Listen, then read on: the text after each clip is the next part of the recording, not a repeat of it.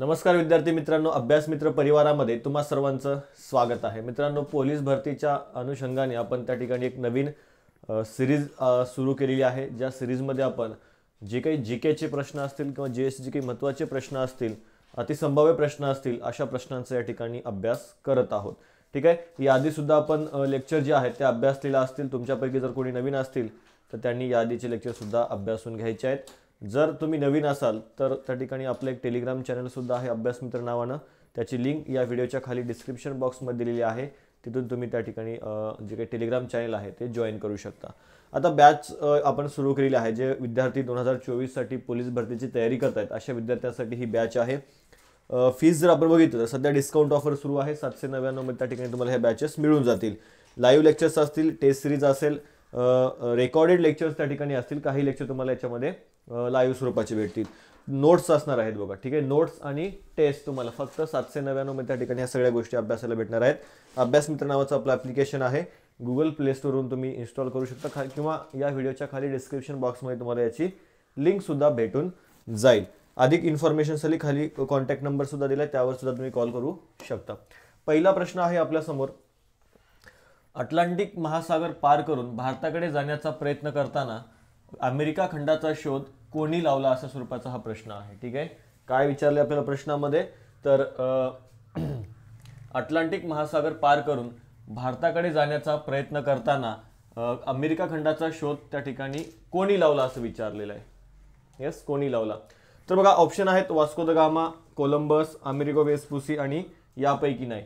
आता इकडे जर आपण बघितलं तर कोण आहे, कोलंबस। पर्याय क्रमांक 2 या प्रश्नाचं योग्य आन्सर येईल की कोलंबसनं काय केलं होतं तर भारताकडे जाण्यासाठी तो निघालेला होता, मात्र तो पोहोचला कुठं होता तर अमेरिकेच्या पूर्व किनाऱ्यावर जाऊन पोहोचला होता। आणि तिथं गेल्यानंतर त्याला काय वाटलं की हे भारतीय लोक आहेत आणि किंवा हे जो काही खंड आहे तो भारतीय खंड आहे असं त्याला त्या ठिकाणी वाटलं।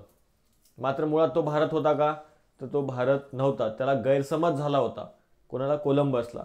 आणि तिथल्या लोकांना त्यानं काय नाव दिलं होतं, इंडियोस असं त्या ठिकाणी नाव दिलेलं आपल्याला सांगता येतं। ठीक आहे, कोलंबस हा त्या ठिकाणी ज्यानं काय केलं होतं अमेरिका खंडाचा शोध लावलेला आपल्याला सांगता येतो। आता पुढे जाऊयात बघा। हा जो काही कोलंबस आहे 1492 ला तो निघालेला होता। कधी, 1492 ला। कोणत्या देशाचा होता, स्पेनचा होता। मूळ जर आपण बघितलं तर इटलीचा होता, इटलीच्या जिनोआ प्रांताचा होता। मात्र स्पेन या देशाकडून तो काय गेलेला होता तर हा सागरी मार्ग शोधण्यासाठी गेलेला होता। मग आता पुढे व्यापारी जहाजावर तो एक खलाशी होता। त्याचा उद्देश काय होता तर पश्चिमेच्या बाजूकडून किंवा पश्चिमेकडून भारताचा त्याला काय करायचं होतं, शोध लावायचा होता। आणि त्या उद्देशाने तो तिथून निघालेला होता। मात्र पुढे जाऊन पोहोचलेला होता तर अमेरिकेच्या पूर्व किनाऱ्यावर जाऊन पोहोचलेला होता। मग एक स्पेनची राणी होती जिचं नाव आहे इसाबेल। त्या राणीनं काय केलं होतं तर या कोलंबसला 3 जहाजं दिली होती आणि सोबत 90 प्रवासी त्या ठिकाणी दिले होते। आणि हे सगळं देऊन त्याला या सागरी मार्ग शोधण्यासाठी पाठवण्यात आलेलं होतं। मग तो या पूर्व किनाऱ्यावर जाऊन पोहोचलेला होता, अमेरिका खंडाच्या पूर्व किनाऱ्यावर त्या ठिकाणी जाऊन पोहोचला। भारत असल्याचा त्याचा गैरसमज झाला। त्याने त्या ठिकाणी काय केलं होता तर एक लाकडी किल्ला बांधलेला होता, त्याला साल्वाडोर असं नाव दिलं होतं। तिथल्या लोकांना त्याने इंडियोस असं त्या ठिकाणी शब्द प्रयोग केलेला होता। म्हणजे स्पॅनिश भाषेमध्ये इंडियोस म्हटलं गेलं होतं, त्याचा अर्थ काय होतं, हिंदुस्थानी असा। त्यानुसार जर आपण बघितलं तर हा कुठे जाऊन पोहोचला होता, कोलंबसला त्या ठिकाणी जाऊन, सॉरी, हा कुठे जाऊन पोहोचला होता, अमेरिकेमध्ये जाऊन पोहोचलेला होता। म्हणून या कोलंबसच्या नावाने अमेरिकेमध्ये आपल्याला काय पाहायला मिळतं, एक शहर पाहायला मिळतं ज्याचं नाव आहे कोलंबस, कोलंबो। ठीक आहे, लक्षात ठेवायचं। ठीक आहे, पुढे बघा, अमेरिका वेस्पुसी सुद्धा एक महत्वाचा आपल्या त्या ठिकाणी खलाशी सांगता येतो। 1495 मध्ये तो त्या ठिकाणी कुठे निघाला होता, भारताकडे जाणारा जो काही सागरी मार्ग आहे तो शोधण्यासाठी निघाला होता। कोणत्या देशानं पाठवलं होतं त्याला, इटलीनं त्या ठिकाणी पाठवलेलं होतं। कोलंबसच्या मार्गानेच तो अमेरिकेच्या पूर्व किनाऱ्यावर त्या ठिकाणी जाऊन पोहोचला। मात्र ज्या वेळेस तो अमेरिकेच्या पूर्व किनाऱ्यावर जाऊन पोहोचला त्यावेळेस त्याला त्या ठिकाणी काय वाटलं किंवा त्याला त्या ठिकाणी जाणवलं की हा भारत नसून हा काय आहे, एक वेगळाच त्या ठिकाणी कोणता तरी देश आहे किंवा वेगळाच कोणता तरी खंड आहे। कारण की कोलंबसचा गैरसमज झाला होता। मात्र हा थोडा हुशार होता, कोण, अमेरिगो वेस्पुसी। मग त्याला लगेच लक्षात आलं की हा भारत नाही। मग त्याच्याच नावावरून, कोणाच्या, अमेरिगोच्या नावावरूनच त्या खंडाला अमेरिका हे नाव त्या ठिकाणी पडलेलं होतं, लक्षात ठेवायचं। ठीक आहे, अमेरिगोच्याच नावाने अमेरिका हा जो काही खंड आहे त्या खंडाला अमेरिका हे नाव पडलेलं आपल्याला लक्षात ठेवायचं, कारण की याला त्या ठिकाणी जाणवलं होतं की हा भारत नसून हा वेगळा खंड आहे. एका वेगळ्या खंडाचा त्या ठिकाणी शोध लागलेला होता, त्यामुळे त्याच्या नावावरून या खंडाला अमेरिका हे खंड अमेरिका हे जे की नाव आहे ते आपल्याला पाहायला मिळतं. पुढे आहे वास्को द गामा. 20 मे 1498 तो त्या ठिकाणी भारतामध्ये पोहोचलेला होता. हा काय होता, एक पोर्तुगीज खलाशी आपल्याला त्या ठिकाणी सांगता येतं, पोर्तुगीज व्यापारी आपल्याला त्या ठिकाणी सांगता येतो. आफ्रिकेच्या दक्षिण टोकाला वळसा घालून भारताच्या पश्चिम किनाऱ्यावर तो त्या ठिकाणी जाऊन पोहोचला. कालिकत बंदरामध्ये तो त्या ठिकाणी उतरलेला होता आणि कालिकत बंदराचा जो काही परिसर होता त्या परिसरामध्ये कोण राज्य करत होतं, तर झामोरीन नावाचा जो काही राजा होता, तिथला एक हिंदू राजा होता, तो त्या ठिकाणी राज्य करत होता. आणि तो राज्य करत असताना त्याच्या कार्यकाळामध्येच हा वास्को द गामा या कालिकत बंदरामध्ये येऊन पोहोचलेला होता. आणि या कालिकत बंदरामध्ये आल्यानंतर त्यानं त्या झामोरींचं त्या ठिकाणी भेट घेतली होती आणि इथं काही व्यापारी सवलती ज्या आहेत किंवा इथल्या जे काही वस्तू आहेत त्या खरेदी करण्याची काही परवानगी आहे ती झामोरीकडून त्या ठिकाणी मिळवली होती. झामोरींना मोठ्या प्रमाणामध्ये वास्को द गामाने काही भेट वस्तू सुद्धा युरोपमधल्या दिलेल्या होत्या, त्यामुळे झामोरीन खुश झाला होता आणि त्याने इथं वस्तू खरेदी करण्याच्या परवानगी त्या ठिकाणी दिली होती. मग त्यानुसार हा वास्को द गामा जर आपण बघितलं तर असा पहिला व्यक्ती होता जो सागरी मार्गाने कुठे येऊन पोहोचला होता, भारतामध्ये त्या ठिकाणी येऊन पोहोचला होता. मग भारताचा सागरी मार्ग शोधणारा पहिला व्यक्ती असं जर तुम्हाला कोणी विचारलं तर लक्षात ठेवायचं आहे वास्को द गामा. अजून एक डाऊट तुमचा क्लिअर करून घ्या की बऱ्याचदा आपल्याला त्या ठिकाणी प्रश्न विचारला जातो की भारताचा शोध कोणी लावला. मग आपण त्याचं उत्तर काय देतो, वास्को द गामा. मात्र हे बरोबर आहे का, चुकीचं आहे. भारताचा शोध कोणीही लावलेला नाही. भारताकडे जाणाऱ्या सागरी मार्गाचा शोध कोणी लावलेला आहे, वास्को द गामाने लावलेला आहे. ठीक आहे, कारण की या वास्को द गामाच्या आधी सुद्धा युरोपियन देश आणि भारत यांच्यातला जो काही व्यापार आहे तो त्या ठिकाणी सुरू होता. मात्र ऑटोमन तुर्कांनी काय केलं होतं, बायझेंटाईन साम्राज्याची जी काही राजधानी होती, कॉन्स्टँटिनोपल, त्याच्यावर त्या ठिकाणी आक्रमण करून ते शहर जे आहेत त्या ठिकाणी आपल्या ताब्यात घेतलं होतं. आणि हा जो काही भूमार्गाने चालणारा व्यापार होता तो या निर्बंधामुळे त्या ठिकाणी कुठंतरी खंडित झालेला होता. त्यामुळं युरोपियन व्यापाऱ्यांना भारतासोबत व्यापार करणं गरजेचं होतं, कारण की इथले मसाले पदार्थांचं आकर्षण युरोपमध्ये मोठ्या प्रमाणामध्ये होती, मोठ्या प्रमाणामध्ये तिथं मागणी सुद्धा होती.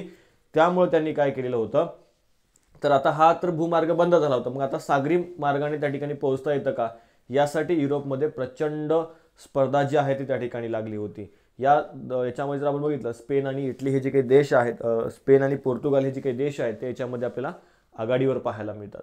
मग पोर्तुगीजांना काय झालं होतं, याच्यामध्ये यश आलं होतं, कारण की पोर्तुगीजांचा जो काही खलाशी होता वास्को द गामा याने काय केलं होतं, भारताकडे जाणाऱ्या सागरी मार्गाचा शोध लावला होता. भारताचा शोध लावलेला नाही. चुकीचं स्टेटमेंट आहे, भारताचा शोध वास्को द गामाने लावला, कारण की याआधी सुद्धा भारत जो आहे तो सगळ्याच जगाला त्या ठिकाणी माहिती होतं, लक्षात ठेवा.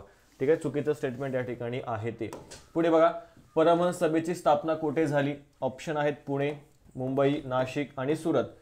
परमहंस सभा जर आपण बघितलं तर परमहंस सभेची स्थापना झालेली आहे मुंबईमध्ये. पर्याय क्रमांक 2 हे या प्रश्नाचं योग्य आन्सर असेल. परमहंस सभा 31 जुलै 1849 कुठं, मुंबईमध्ये याची स्थापना करण्यात आलेली होती.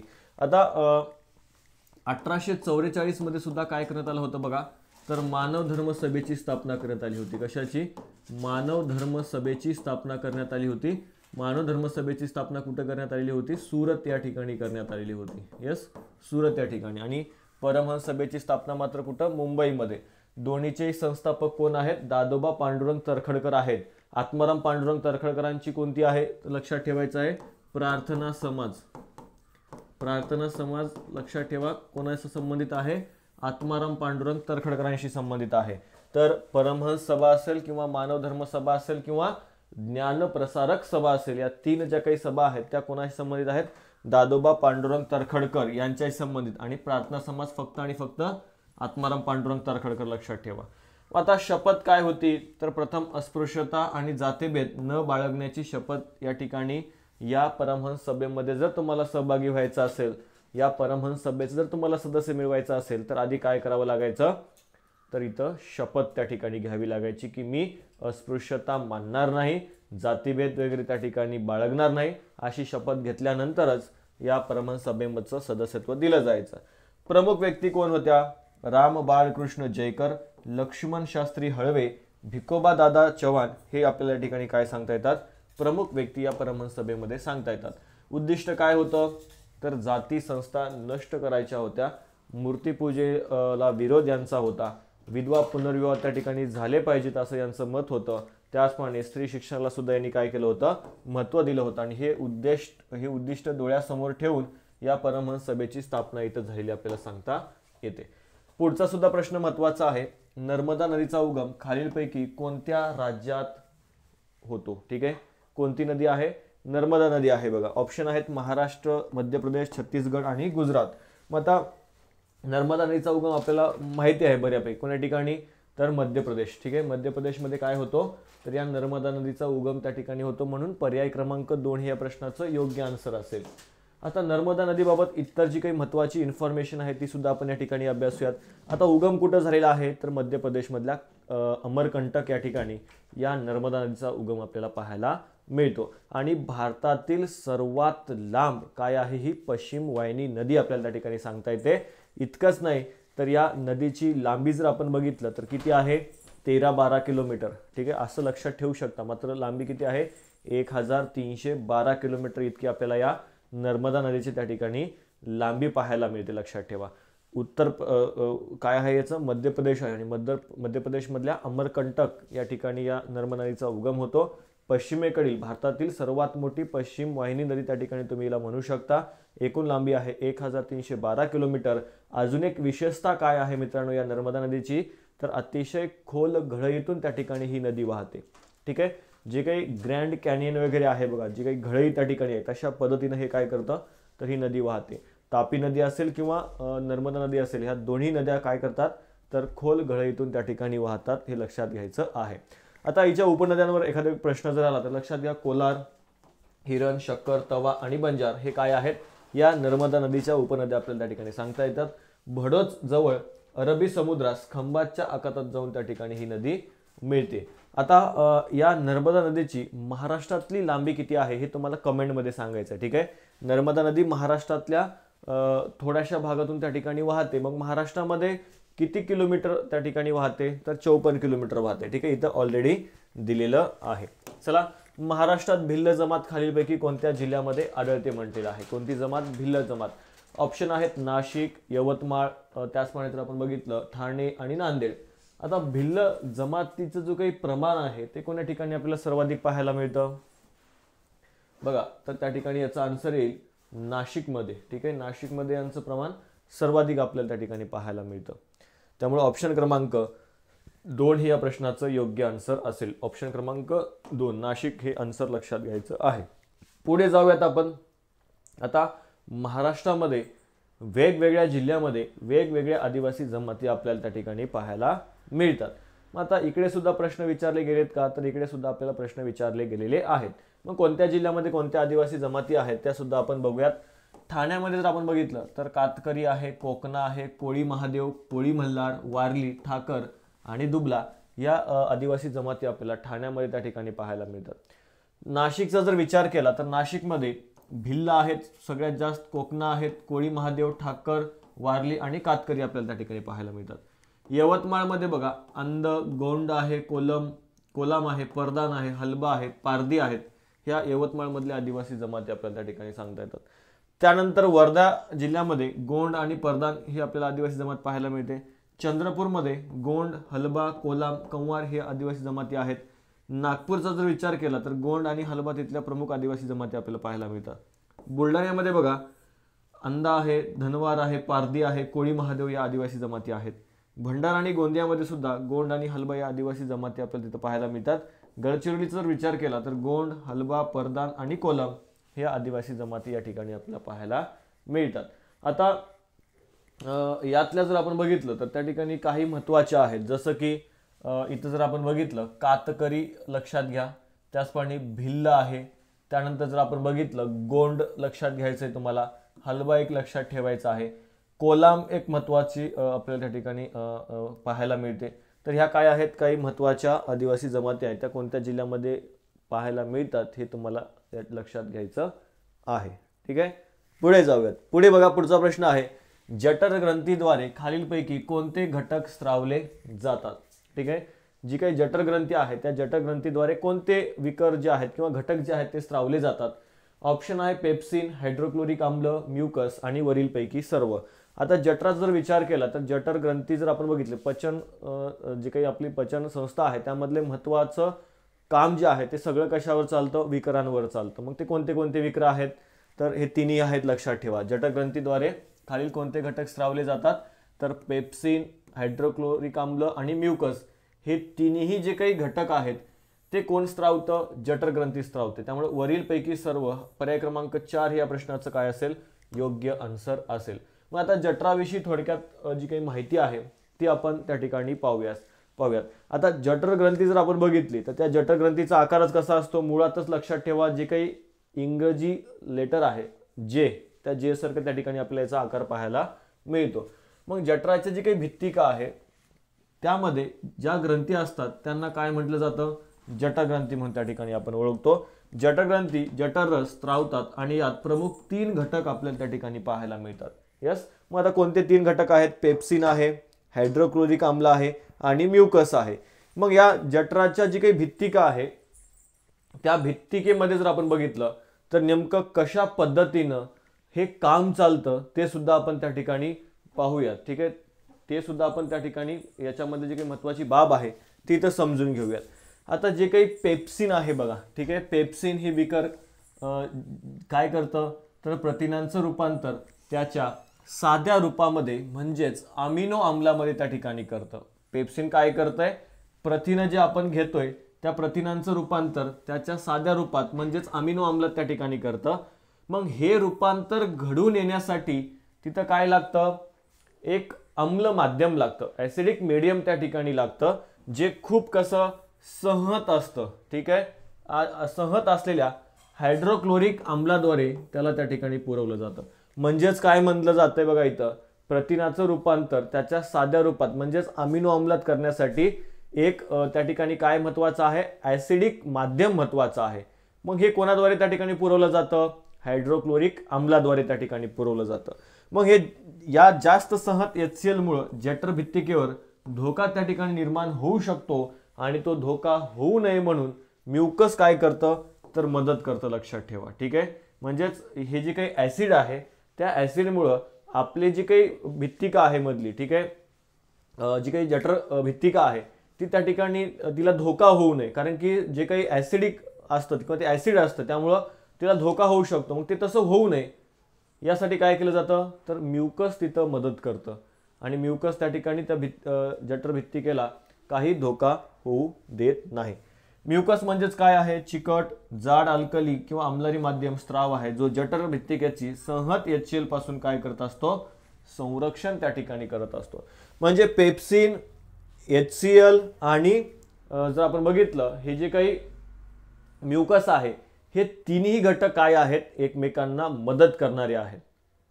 यस, पेप्सिनला मदत करतं हायड्रोक्लोरिक आम्ल, हायड्रोक्लोरिकला धोका होऊ नये म्हणून त्या ठिकाणी त्याला मदत कोण करतं, जठर भित्तिकेला धोका होऊ नये म्हणून त्या ठिकाणी कोण मदत करतं, तर हे म्युकस त्या ठिकाणी मदत करतं आणि अशा पद्धतीने हे आपलं पचन आपल्याला पाहायला मिळते. म्हणजे जठर रसातील हे तिन्ही घटक पचनासाठी आवश्यक आहेत. जठर काही प्रमाणामध्ये लायपेज नावाचं विकर सुद्धा त्या ठिकाणी स्त्रवतं जे मेदाच्या पचनास त्या ठिकाणी उपयोगी पडतं. अर्भकामध्ये बघा जठरग्रंथी आहे रेनिन नावाचं विकर त्या ठिकाणी स्त्रावतात ज्यामुळं आईच्या दुधाच्या प्रथिनाचं पचन त्या ठिकाणी घडून येतं. परीक्षेमध्ये तुम्हाला एखाद्या विचारलं जाऊ शकतं की आईच्या दुधाच्या प्रथिनांचं पचन घडून येण्यासाठी अर्भकामध्ये कोणतं विकर त्या ठिकाणी स्त्रवलं जातं, तर रेनिन नावाचं विकर स्त्रवलं जातं. हे तुम्हाला लक्षात ठेवायचं, इथं प्रश्न विचारला जाऊ शकतो. पुढे बघा खालीलपैकी कोणत्या राज्याचं उच्च न्यायालय त्या राज्याच्या बाहेर स्थित आहे असं म्हटलंय. म्हणजे आपल्या महाराष्ट्रात जर आपण उच्च न्यायालय बघितलं तर ते मुंबईमध्ये आहे. मात्र असं कोणतं राज्य आहे ज्या राज्याचं उच्च न्यायालय ते त्या राज्याच्या बाहेर आहे म्हणजेच दुसऱ्या राज्यात आहे. तर आता इकडे ऑप्शन आहेत बघा, मेघालय आहे, मणिपूर आहे, अरुणाचल प्रदेश आहे आणि सिक्कीम आहे. मग योग्य प्रश्नाचा आन्सर काय आहे, सुरुवातीला आपण बघूयात की कोणते कोणते त्या ठिकाणी उच्च न्यायालय आहेत. ठीक आहे, यामध्ये जर आपण बघितलं जे काही अरुणाचल प्रदेश हे जे काही राज्य आहे या अरुणाचल प्रदेश राज्याचं जे काही उच्च न्यायालय आहे ते काय आहे, त्याच्या राज्याच्या बाहेर स्थित आहे. कुठं आहे, गुवाहाटीला आहे, लक्षात ठेवायचे. कुठं, गुवाहाटीला आहे. त्यामुळे पर्याय क्रमांक 3 या प्रश्नाचं योग्य आन्सर आहे. आता काही उच्च न्यायालय आहेत बघा, मेघालय उच्च न्यायालय बाबतीत जर आपण बघितलं तर 2013 मध्ये याची स्थापना झाली होती आणि याचं मुख्यालय कुठं आहे तर शिलाँग या ठिकाणी आहे. नॉर्थ ईस्ट साईडचे जे काही राज्य आहेत ते आपण बघूयात. मेघालयचं जे काही उच्च न्यायालय आहे ते शिलाँगला आहे, मणिपूरचं इम्फाळाला आहे, सिक्कीमचं गंगटॉक या ठिकाणी आपल्याला पाहायला मिळतं उच्च न्यायालय. मात्र अरुणाचल प्रदेश जर आपण बघितलं तर या राज्याचं उच्च न्यायालय गुवाहाटी या ठिकाणी आपल्याला त्या ठिकाणी पाहायला मिळते, किंवा गुवाहाटी उच्च न्यायालय अंतर्गत अरुणाचल प्रदेश राज्याचं उच्च न्यायालय त्या ठिकाणी किंवा अरुणाचल प्रदेश राज्य जे आहे ते या गुवाहाटी उच्च न्यायालय अंतर्गत येताना दिसते. आणि गुवाहाटी उच्च न्यायालय अंतर्गत आसाम, अरुणाचल प्रदेश, मिझोराम आणि नागालँड ही जी काही इतर राज्य आहेत त्यांची सुद्धा ही राज्य सुद्धा या गुवाहाटी उच्च न्यायालयाच्या अंतर्गत येतात. म्हणजे गुवाहाटी हे जे काही उच्च न्यायालय आहे ते किती राज्यासाठी काम करत आहे? अरुणाचल प्रदेश आहे, मिझोराम आहे, नागालँड आहे, आसाम आहे. या जवळपास आपण बघितलं तर 4 राज्यांसाठी ते काय करतं, काम करताना आपल्याला त्या ठिकाणी पाहायला मिळतं. आता मुंबई उच्च न्यायालय जर आपण बघितलं तर त्या मुंबई उच्च न्यायालयाअंतर्गत गोवा सुद्धा आपल्याला त्या ठिकाणी पाहायला मिळतो बघा. तर तशाच पद्धतीने हे इकडे प्रश्न जो आहे तो आपल्याकडे विचारला गेला आहे. संविधान सभेत एकूण सदस्य संख्या किती होती असं विचारलं. ठीक आहे, संविधान सभेमध्ये एकूण सदस्य संख्या किती होती बघा.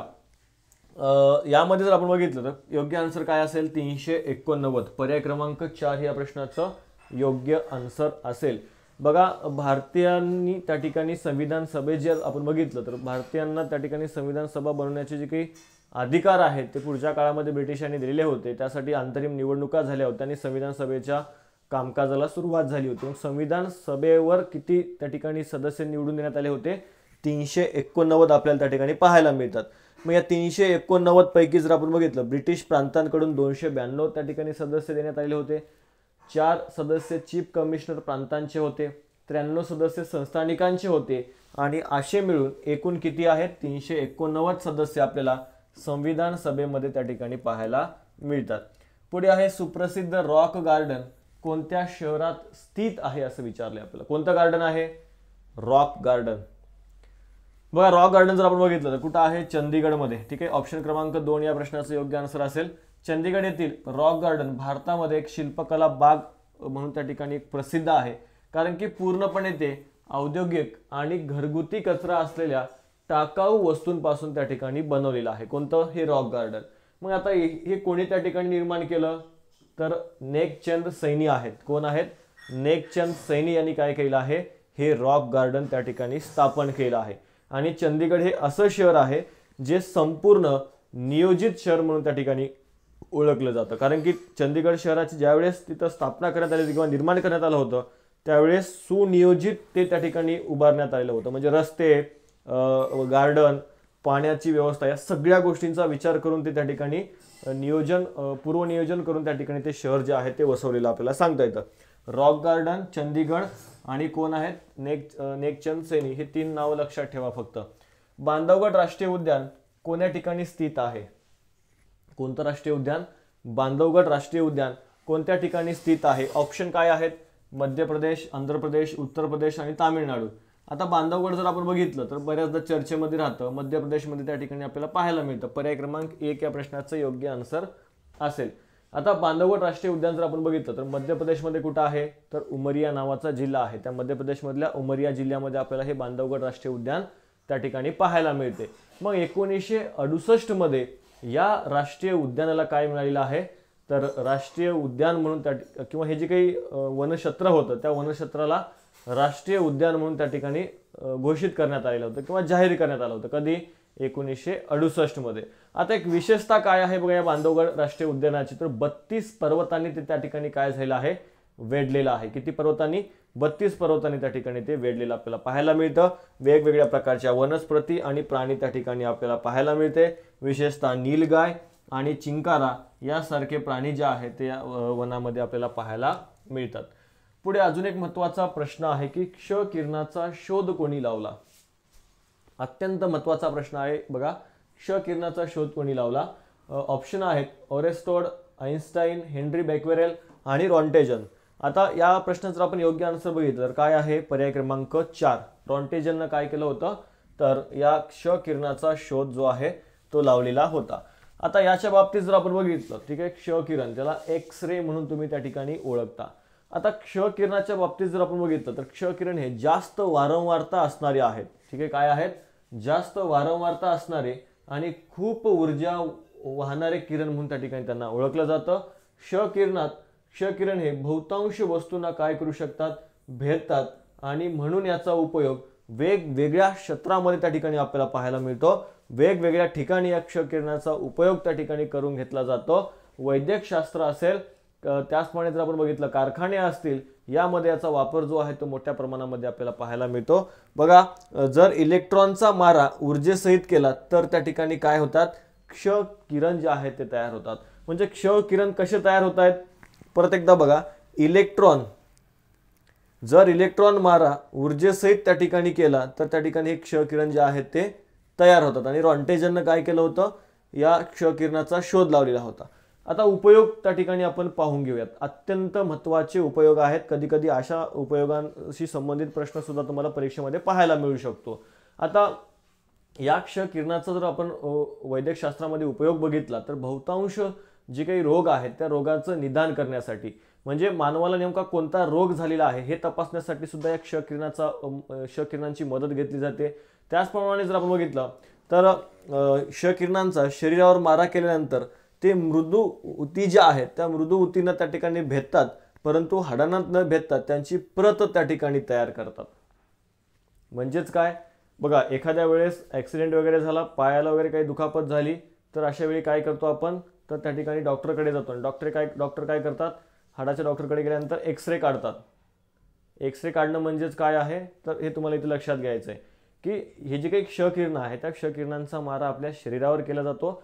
ज्या काही मृदू पेशी आहेत त्या मृदू पेशींना हे क्ष किरण त्या ठिकाणी भेदतात, म्हणजे त्यातून जातात, मात्र हाडांमधून ते पुढे जाऊ शकत नाहीत.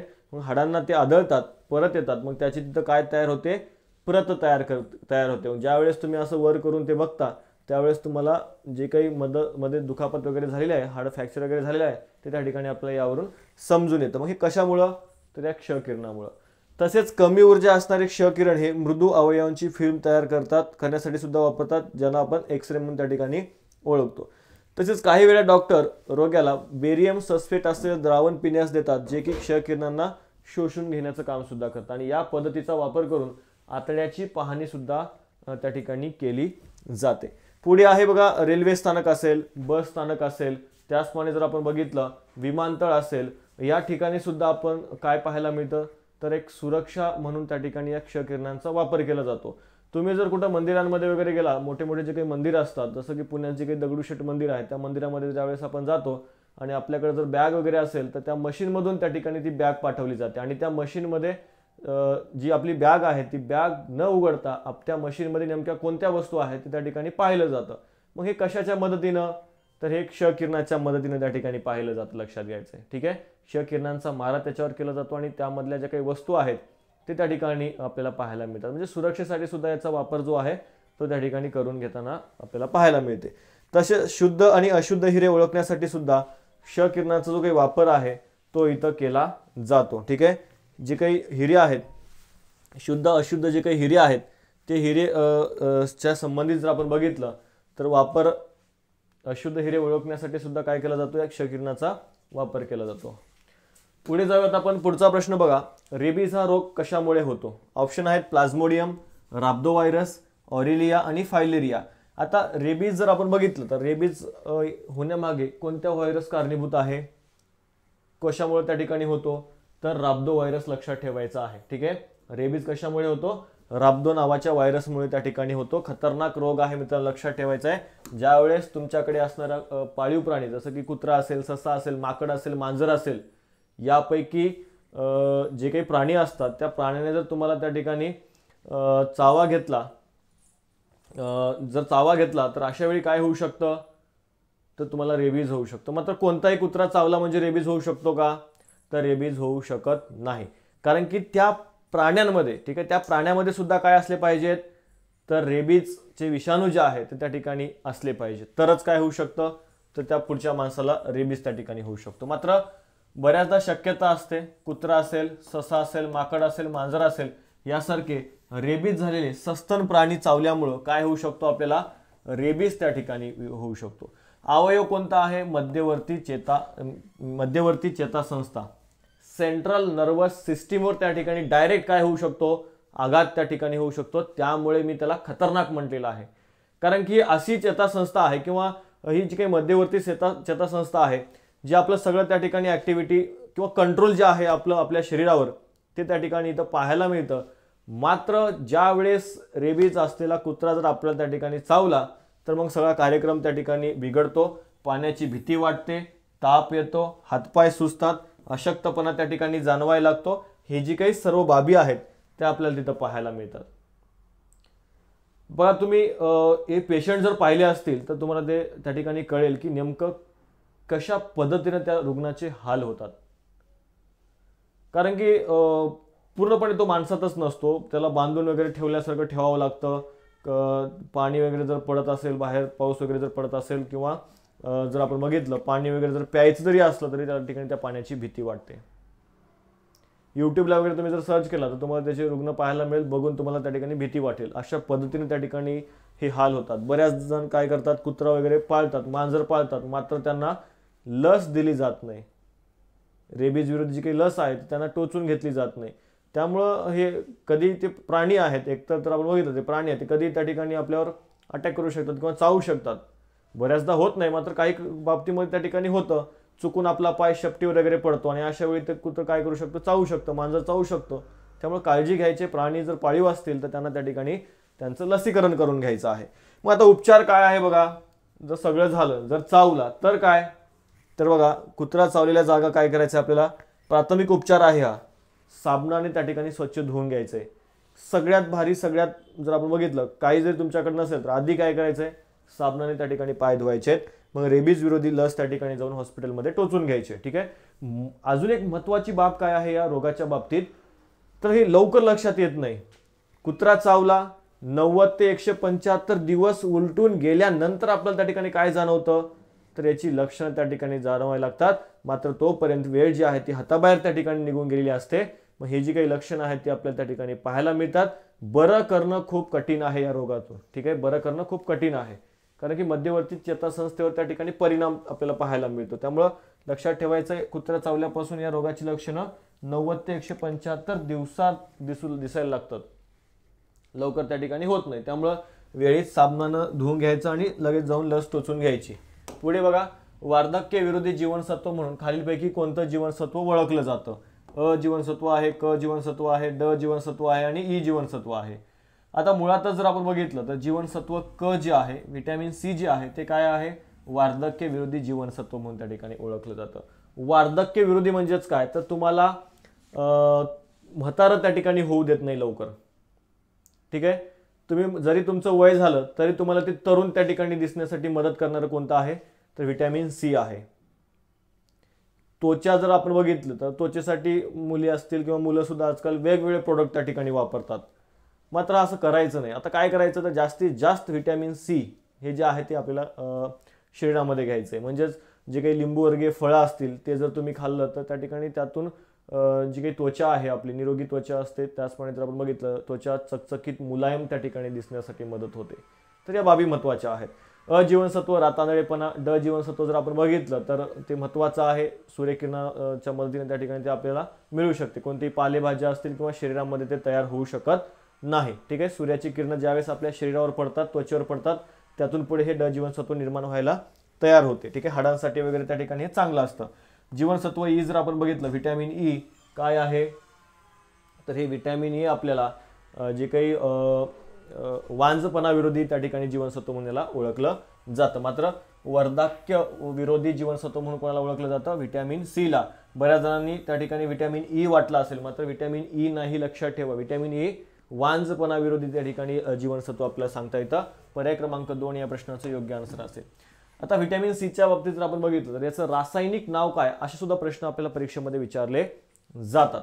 मग रासायनिक नाव काय आहे, अस्कॉर्बिक अम्ल किंवा अस्कॉर्बिक ऍसिड हे याचं रासायनिक नाव आपल्याला पाहायला मिळतं. प्रतिदिन आपल्याला किती गरज आहे, रोज किती गरज आहे, तर 200 मिलीग्राम त्या ठिकाणी आपल्यासाठी गरजेचं आहे. अभावाचे परिणाम काय होतात, तर स्कर्वी नावाचा रोग होऊ शकतो, ज्यामध्ये हिरड्यातून रक्त त्या ठिकाणी यायला लागतं, किडनी स्टोन त्या ठिकाणी निर्माण होऊ शकतं, B12 या जीवनसत्व त्या ठिकाणी कमी होतं, गलग्रंथी त्या ठिकाणी सुजू शकतात. इतकंच नाही तर आपल्या हाडातील कॅल्शियम सुद्धा काय होऊ शकतं, कमी होऊ शकतं. कशामुळं? व्हिटॅमिन सीच्या अभावामुळं. त्याचबरोबर जर आपण बघितलं तर हे जीवनसत्व असं आहे जे उष्णतेमुळं काय होऊ शकतं, सहजरित्या नष्ट होऊ शकतं.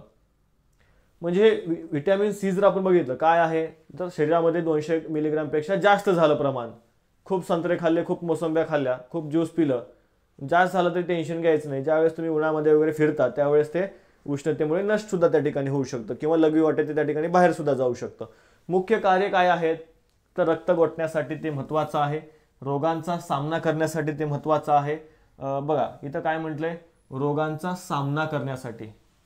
ज्यावेळेस कोरोनाची इथं साथ आलेली होती त्या कोरोनाच्या साथीमध्ये डॉक्टरांनी काय सल्ला दिला होता की व्हिटॅमिन सीच्या टॅबलेट घ्या. मग आपण सर्वांनीच काय केलं होतं, कोरोनाच्या काळामध्ये व्हिटॅमिन सीच्या टॅबलेट खाल्लेल्या होत्या किंवा लिंबू सरबत असेल किंवा इतर ज्या काही फ्रुट्स असतील ते आपण त्या ठिकाणी खाल्लेले होते. कारण की व्हिटॅमिन सी काय करतं, रोगप्रतिकारक क्षमता जी आहे ती आपल्यामध्ये त्या ठिकाणी निर्माण करतं. त्यामुळे आपल्याला सल्ला त्या ठिकाणी देण्यात आलेला होता की व्हिटॅमिन सी जे आहे ते शरीरामध्ये जे काही टॅबलेट आहेत ते टॅबलेट त्या ठिकाणी खा. त्यामुळे मोठ्या प्रमाणामध्ये लोकांनी त्या व्हिटॅमिन सीच्या टॅबलेट सुद्धा कोरोनाच्या काळामध्ये खाल्लेल्या होत्या, जेणेकरून जे काही कोरोनाची लागण जी आहे ते आपल्याला होऊ नये किंवा झालीच तर त्या ठिकाणी रोग प्रतिकारक क्षमता आपल्यामध्ये निर्माण व्हावी या उद्देशाने त्यांनी खाल्लेलं होतं. ठीक आहे. हे जीवनसत्व त्वचेमध्ये कोलॅजन नावाचं प्रथिन तयार होण्यासाठी लागतं, त्यामुळे त्वचा चकचकीत आणि मुलायम सुद्धा राहते. ठीक आहे. सगळ्यात महत्त्वाचं आहे कोलॅजन नावाचं प्रथिन कुठं त्वचेमध्ये तयार होतं. कितीही बाहेरून प्रोडक्ट लावलं तर त्या ठिकाणी त्या प्रोडक्टचा काही असर होत नाही, काही दिवस होतो, मात्र त्याचे दुष्परिणाम सुद्धा पुढच्या काळामध्ये पाहायला मिळतात. मात्र जर आपण व्हिटॅमिन सीचा वापर व्यवस्थित केला तर काय, तर हे जे काही नॅचरल ब्युटी ज्याला आपण म्हणतो की त्वचेमध्येच काय कोलॅजन नावाचं प्रथिन तयार त्या ठिकाणी होतं व्यवस्थित, त्यामुळे त्वचा कशी चकचकीत आणि मुलायम राहते. त्यामुळे लक्षात घ्यायचं आहे कोणतेही इतर प्रोडक्ट त्या ठिकाणी वापरायचे नाही. काय वापरायचं, तर हे जीवनसत्व सी व्हिटॅमिन जे आहे त्या ठिकाणी त्याचा जे काही आहारात वापर आहे तो वाढवायचा आहे. म्हणूनच या जीवनसत्वाला वार्धक्य विरोधी जीवनसत्व म्हणून ओळखलं जातं, कारण की ते त्वचा आपली कशी चकचकीत आणि मुलायम ठेवतं, आपल्याला म्हातारा दिसू देत नाही. त्यासाठी विचार करा. कोलेस्ट्रॉलचं पित्तांबलात विघटन करणं आणि लाल रक्तपेशींचं प्रमाण नियंत्रित ठेवणं हे सुद्धा एक याचं काम आपल्याला सांगता येतं. पुढे आहे ऑपरेशन पोलो. हे कोणते संस्थान भारतीय संघराज्यात विलीन करण्यासाठी चालवलेलं होतं? कोणतं आहे ऑपरेशन पोलो? जुनागड, हैदराबाद, जम्मू काश्मीर आणि पटियाला. योग्य आन्सर काय आहे? पर्याय क्रमांक 2 हैदराबाद. जे काही संस्थान होतं निजामानं काय केलं होतं, पाकिस्तान सोबत सुद्धा जायचं नाही आणि भारतामध्ये सुद्धा त्या ठिकाणी आम्हाला सामील व्हायचं नाही, आम्हाला स्वतंत्र त्या ठिकाणी राहायचं आहे. मात्र हैदराबाद संस्थानातली जी काही जनता होती त्या जनतेला भारतासोबत त्या ठिकाणी जायचं होतं. मात्र या निजामानं त्याची काही रजाकार नावाची संघटना होती, त्या रजाकार नावाच्या संघटनेनं या हैदराबाद स्टेटमध्ये मोठ्या प्रमाणामध्ये दहशत पसरवलेली होती, दहशतीखाली त्या ठिकाणी जनता होती. मग यातून मुक्त करण्यासाठी मग पुढच्या काळामध्ये ऑपरेशन पोलो जे आहे ते भारत सरकारनं त्या ठिकाणी हे मिशन राबवलं आणि त्या अंतर्गत भारतीय संघराज्यामध्ये हैदराबाद संस्थानाचं विलीन झालेलं होतं. भारतातील राज्य आणि केंद्रशासित प्रदेशांची जर आपण बघितलं उत्क्रांती, तर 27 जून 1947 रोजी भारत सरकारनं वल्लभभाई पटेल यांच्या अध्यक्षतेखाली काय केलं होतं, एक स्टेट डिपार्टमेंट त्या ठिकाणी स्थापन केलं होतं, एक राज्य विभागाची त्या ठिकाणी स्थापना केली होती. कोणी? भारत सरकारनं. कोणाच्या अध्यक्षतेखाली? वल्लभभाई पटेलांच्या अध्यक्षतेखाली. मग वल्लभभाईंच्या दूरदृष्टी आणि वाटाघाटीच्या कौशल्यामुळे 15 ऑगस्ट 1947 पूर्वीच काश्मीर, हैदराबाद आणि जुनागड ही जी काही 3 संस्थानं आहेत, ही 3 संस्थानं वगळता इतर जी काही सर्व 562 संस्थानं होती ही एकतर भारतात गेली होती किंवा पाकिस्तानात त्या ठिकाणी विलीन झालेली होती. मात्र 3 संस्थानं अशी होती की त्यांनी काय केलं होतं, स्वतंत्र त्या ठिकाणी राहायचं ठरवलेलं होतं. मग त्यानुसार पुढच्या काळामध्ये काश्मीर असेल किंवा जुनागड असेल ते भारतामध्ये आलेलं होतं, मात्र हैदराबाद अजून त्या ठिकाणी आलेलं नव्हतं. लक्षात ठेवा, भारताच्या हद्दीत 552 संस्थानं होती, ज्यापैकी 549 संस्थानांनी काय केलं होतं, भारतामध्ये त्या ठिकाणी विलिनीकरण करून घेतलं होतं. मात्र या 552 पैकी 3 अशी संस्थानं होती ज्यांनी भारतामध्ये विलिनीकरण केलं नव्हतं. ते कोणते होते, तर काश्मीर, हैदराबाद आणि जुनागड. मग त्यासाठी बघा स्वातंत्र्यानंतर हे वरील तिन्ही जे काही संस्थानं आहेत ती क्रमाक्रमाने काय करण्यात आली होती, भारतीय संघराज्यामध्ये विलीन करण्यात आली होती. बघा डिटेलमध्ये अभ्यासतोय, बारीक सारीक गोष्टी अभ्यासतोय, जेणेकरून प्रश्न जर आला त्या बाबीशी कसा जरी प्रश्न आला तरी तो तुम्हाला त्या ठिकाणी सोडवता यावा, हा त्यामागचा उद्देश आहे. सखोल त्या ठिकाणी जे काही डिटेलमध्ये स्पष्टीकरण आहे, असं स्पष्टीकरण तुम्हाला अख्ख्या यूट्यूबवर कुठं पाहायला मिळत नाही. बऱ्याचदा तुम्ही टेस्ट सिरीज वगैरे लावता, त्या टेस्टमध्ये सुद्धा एवढं डिटेलमध्ये एक्सप्लेनेशन त्या ठिकाणी तुम्हाला मिळत नाही. इतक्या बारीक सारीक गोष्टींचा विचार करून आपण ह्या गोष्टी इथं एक्सप्लेन करतोय. ठीक आहे. आता बघा भारताचं विलीन जर बघितलं तर पाकिस्तानी हल्लेखोरांच्या आक्रमणामुळे काश्मीरचा जो काही राजा होता हरिसिंग यानं काय केलं होतं, 26 ऑक्टोबर 1947 रोजी औपचारिकपणे भारतात विलीन होण्याचे निर्णय त्या ठिकाणी घेतलेला होता. म्हणजेच काय झालं होतं तर काश्मीर एक महत्त्वाचा भाग होता आणि तो भाग सुद्धा पाकिस्तानमध्ये राहावा असं पाकिस्तानात त्या ठिकाणी वाटायचं आणि हे शक्य नव्हतं. कारण जर आपण बघितलं तिथला राजा हिंदू होता, प्रजा मुस्लिम होती. मग अशा वेळी जर आपण बघितलं तर ते जो काही भाग आहे तो आपल्यालाच मिळाला पाहिजे या उद्देशानं हे जे काही पाकिस्तान होतं, ते पाकिस्तानचे जे काही नेते होते त्यांनी काय केलं होतं तर पठाणांना त्या काश्मीरमध्ये घुसवलेलं होतं. ठीक आहे. जे काही आक्रमण जे आहे ते या काश्मीरवर त्या ठिकाणी पाकिस्ताननं केलं होतं. त्यामुळं तिथला जो काही राजा होता हरिसिंग याने भीतीपोटी काय केलं होतं, भारतामध्ये सहभागी होण्याचा निर्णय घेतला होता. औपचारिकपणे त्या ठिकाणी भारतामध्ये विलीन होण्याचा त्यानं निर्णय घेतला होता. जुनागडचा राजा मुस्लिम होता, मात्र जनता काय होती, हिंदू होती. त्यामुळं फेब्रुवारी 1948 मध्ये तिथे एक सार्वमत त्या ठिकाणी घेण्यात आलं आणि तिथल्या जनतेनं काय केलं होतं, भारतासोबत जाण्याचा जो काही निर्णय आहे तो तिथल्या जनतेने घेतलेला होता. इथं सार्वमत घेण्यात आलं होतं की तुम्हाला कोणासोबत जायचंय ते सांगा. मग लोकांनी त्या ठिकाणी मत दिलं की आम्हाला भारतासोबत जायचं, त्यामुळे ते भारतामध्ये त्या ठिकाणी आलेलं होतं. पुढे 13 सप्टेंबर 1948 रोजी भारत सरकारच्या हैदराबादच्या विरोधात पोलीस ॲक्शन त्या ठिकाणी घेण्यात आली होती. त्याला ऑपरेशन पोलो म्हणून त्या ठिकाणी ओळखलं जातं. 17 सप्टेंबर 1948 पर्यंत हे ऑपरेशन चाललं आणि त्यानुसार पुढे हैदराबाद संस्थान जे आहे ते भारतामध्ये विलीन करण्यात आलं होतं. कधी? 17 सप्टेंबर, मराठवाडा मुक्तीसंग्राम दिन म्हणून त्या ठिकाणी त्याला आपण साजरा करतो. कशाला? 17 सप्टेंबरला. ठीक आहे. तर हे जे काही महत्त्वाचे बाबी होते, महत्त्वाचे जे काही प्रश्न होते ते आपण या ठिकाणी अभ्यासलेले आहेत. डिटेलमध्ये जाऊन आपण अभ्यासतो, त्यामुळे एका प्रश्नाच्या माध्यमातून आपले खूप सारे जे काही आजूबाजूचे प्रश्न आहेत ते या ठिकाणी कव्हर होत आहेत. व्हिडिओ आवडत असतील तर नक्कीच लेक्चर झाल्यानंतर त्याच्या खाली कमेंट करायचे आहेत, लेक्चरला लाईक सुद्धा करायचे किंवा तुमचे जे काही कोणी मित्र असतील त्यांच्यापर्यंत सुद्धा आपले जे काही लेक्चर आहेत त्यांची लिंक त्या ठिकाणी तुम्हाला शेअर करायची आहे. ठीक आहे. तर महत्त्वाचा जो काही भाग आहे तो आपण या ठिकाणी अभ्यासत असतो.